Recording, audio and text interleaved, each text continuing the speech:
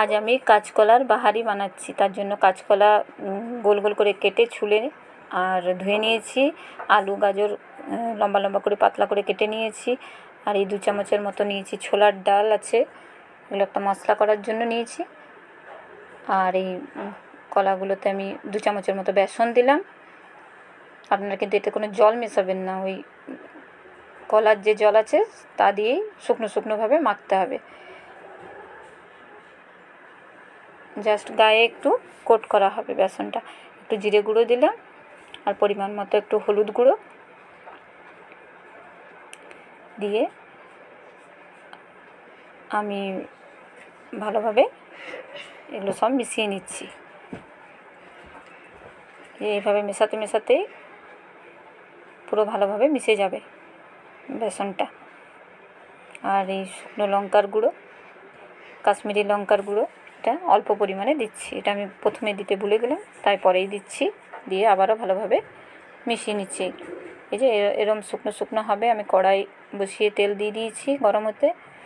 এবার এগুলো সব আমাকে ভেজে তুলে নিতে হবে।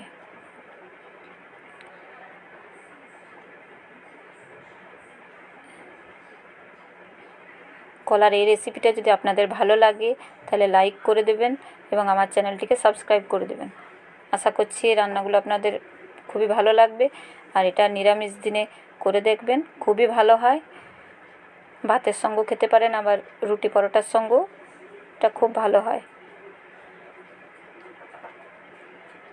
আমি কিন্তু খুব বেশি তেলও ব্যবহার করছি না এই রান্নাতে, কম তেল দিয়ে আমি এগুলো ভেজে সব কলাগুলো তুলে রাখছি। এভাবে সবগুলো ভেজে তুলে রাখলাম। কড়াইয়ে আবারও একটু তেল দিলাম, অর্ধেকটার মতো শুকনো লঙ্কা দিলাম। আপনারা চাইলে ঝালটা একটু বেশিও দিতে পারেন।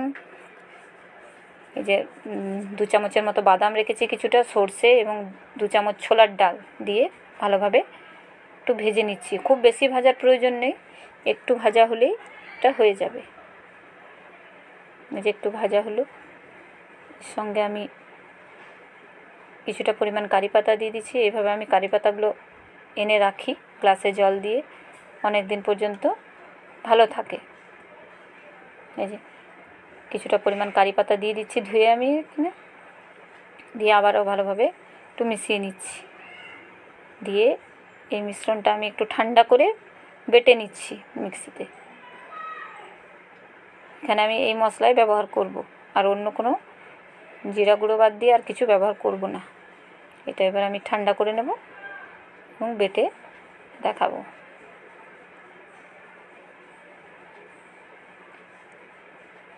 এই যে এই পর্যায়ে আমি এবার আর ভাজার প্রয়োজন নেই। এবার আমি এটা বেটে দেখাচ্ছি আপনাদেরকে। এই যে ওটা ঠান্ডা করে বেটে নিয়েছি আমি। এই যে আর কড়াইয়ে একটু তেল দিলাম, দিয়ে আলু আর গাজরটা একটু হালকাভাবে ভেজে নিচ্ছি। খুব বেশি ভাজার প্রয়োজন নেই।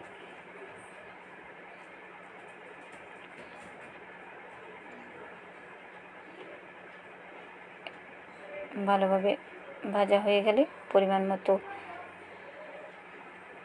নুন দিয়ে দেব। নুন দিয়ে আবারও ভালোভাবে মিশিয়ে নিচ্ছি।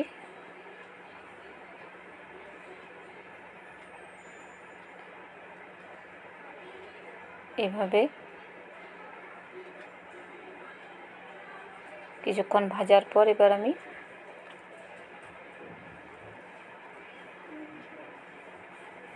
পরিমাণ মতো জিরে গুঁড়ো একদমই অল্প দিলাম, একটু হলুদ গুঁড়ো দিয়ে আবারও ভালোভাবে মিশিয়ে নেব।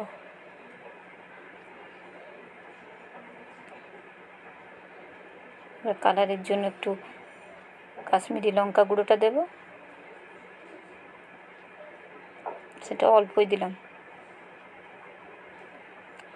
দিয়ে আবারও সবগুলো ভালোভাবে মিশিয়ে নেব আমি।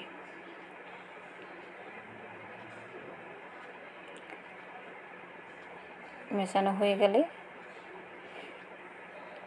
এবার আমি বেটে রাখা ছোলার ডাল, বাদাম এবং সরষার বাটাটা দিয়ে ভালোভাবে মিশিয়ে, গন্ধটা খুব সুন্দর হয় যেহেতু কারি পাতা দেওয়া আছে।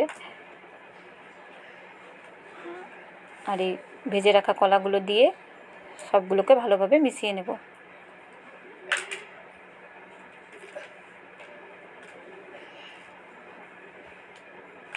মেশানো হয়ে গেলে মিক্সির জারটা ধুয়ে আমি জলটা দিয়ে দিচ্ছি, আর একটু পরিমাণ জল দেব,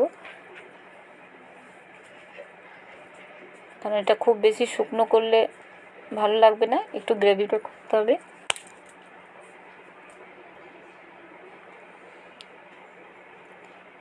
এই যে একটু জল দিলাম, দিয়ে আমি ফুটতে দেবো কিছুক্ষণের জন্য।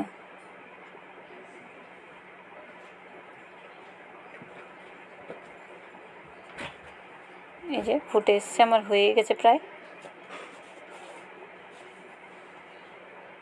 দেখুন কালারটা কি সুন্দর এসছে, আর গন্ধটাও খুব সুন্দর উঠছে। এভাবে আপনারাও বানাবেন কলা। এই যে দেখুন আমার হয়ে গেছে, আমি একটা বাটিতে সার্ভ করে দেখাচ্ছি। আপনারাও এইভাবে বানাবেন বাড়িতে।